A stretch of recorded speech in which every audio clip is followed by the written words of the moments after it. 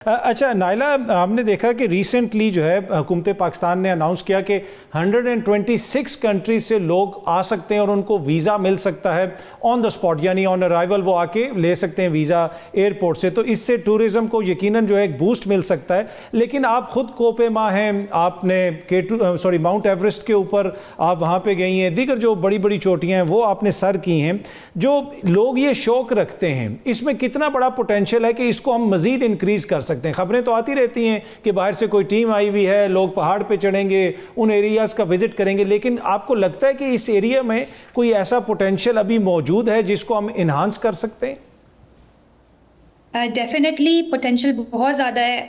पाकिस्तान में जो 7,000 मीटर से बुलंद चोटियाँ हैं दुनिया में सबसे ज़्यादा है पाकिस्तान में, और हम उसको आई वुड से बिल्कुल भी यूटिलाइज नहीं कर रहे। और वो मेरा जो एक्सपीरियंस है 3 साल का रेगुलरली पहाड़ों में जाने का, और पाकिस्तान से बाहर भी मैंने माउंटेन टूरिज्म मतलब माउंटेन्स क्लाइंब किए हैं, और डिफरेंस बहुत ज़्यादा है। मतलब हम लोग बिल्कुल भी उसको यूटिलाइज नहीं कर रहे हैं।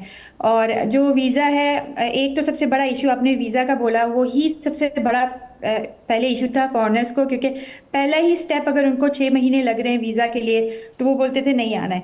लेकिन उसमें भी अभी जो टूरिस्ट हैं वो visa on the spot arrival पे ले सकते हैं। जो माउंटेन क्लाइंबर्स हैं या ट्रैकर्स हैं, जो कि एक बहुत बड़ी टूरिज्म इंडस्ट्री है, उनके लिए अभी भी कोई ईजी नहीं हुआ, सिर्फ टूरिस्ट के लिए हुआ है। तो वो अगर मैं आपको नेपाल की एग्जांपल दूं तो मेरे पास कुछ नंबर्स लिखे हुए थे। तो नेपाल की पिछले साल उनकी $844 मिलियन उन्होंने माउंटेन टूरिज्म से बनाए हैं।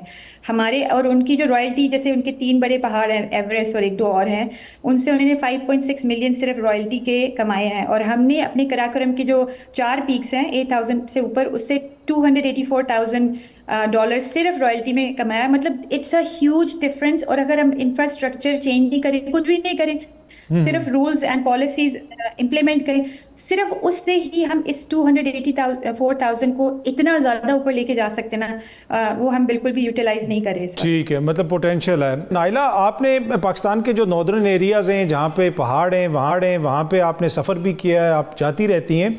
आपको लगता है कि इंफ्रास्ट्रक्चर जो है वो एक हर्डल हो सकता है? अक्सर लोग ये कहते हैं कि उन एरियाज़ के अंदर खुदा ना खास्ता अगर कोई इमरजेंसी हो जाए तो उस तरह के हालात नहीं है। अक्सर खबर आती है कि वहाँ पर कोई फंस गया या कोई ऐसी बात हो गई तो स्पेशली फ़ौज को बुलाना पड़ता है। तो वो लैक ऑफ जो इंफ्रास्ट्रक्चर है वो कितनी बड़ी हर्डल है? बहुत बड़ी हर्डल है, बिकॉज मतलब डिफरेंट तरह के माउंटेन टूरिस्ट हैं। एक तो बस जिनको पहाड़ों में जाके लग्जरी चाहिए या होटल स्टे करके गाड़ी में घूमना फिरना है, and that's enough for them. एक वो डिफरेंट टाइप के टूरिस्ट हैं जिनको एडवेंचर चाहिए। मतलब उनके लिए अगर लग्जरी नहीं है, होटल्स नहीं है, they can stay in the tents.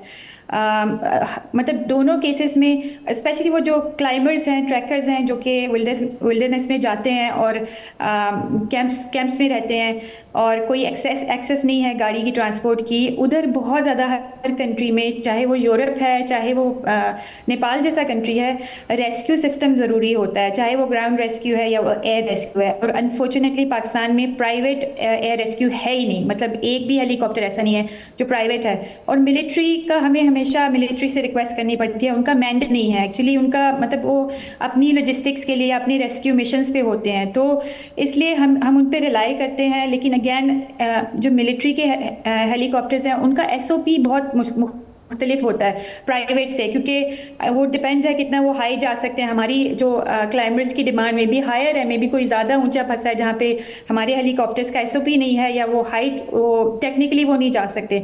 दूसरा, वेदर वाइज कुछ इस तरह की रिस्ट्रिक्शन है। जो military is very strict compare to एक प्राइवेट जो हेलीकॉप्टर कंपनी के SOPs होते हैं। बट हमारा इशू है कि हमारे हेलीकॉप्टर प्राइवेट है ही नहीं है, which is what we need. और इस वजह से this is one of the main reason काफ़ी क्लाइंबर्स आते ही नहीं है, बिकॉज कभी भी कुछ फंस जाएं तो वो आपको हेलीकॉप्टर से वापस आना पड़ता है। कराकोरम में ये इशू ये है कि वहाँ जाते जाते बेस कैंप तक ही 8-9 दिन लगते हैं कंपेयर टू अदर कंट्रीज। तो ये एक बहुत बड़ा, सिर्फ ये इंफ्रास्ट्रक्चर में rescue, air rescue, ground rescue is one thing, लेकिन इसके अलावा भी हमारी बहुत सी चीज़ें मिसिंग हैं जो कि ऑफ कोर्स टूरिज्म। अच्छा नाइला, वो जो मैं पहले डॉक्टर साहब से भी पूछ रहा था कि वो जो ब्यूरोक्रेसी का किरदार है, पिछले दिनों एक वीडियो वायरल हुई है खातून की, वो भी कोपेमा हैं और उनके कोई बूट्स वगैरह या कोई जैकेट्स वगैरह बाहर से आई हुई थी और कस्टम ने रोकी हुई थी, वीडियो काफ़ी वायरल हुई। तो वो आपको लगता है कि वहाँ पर भी वो ट्रेडिशनल जो हमारी हर्डल्स हैं, ब्यूरोक्रेटिक हर्डल्स हैं, वो इस टूरिज्म इंडस्ट्री में भी आपको नज़र आती हैं?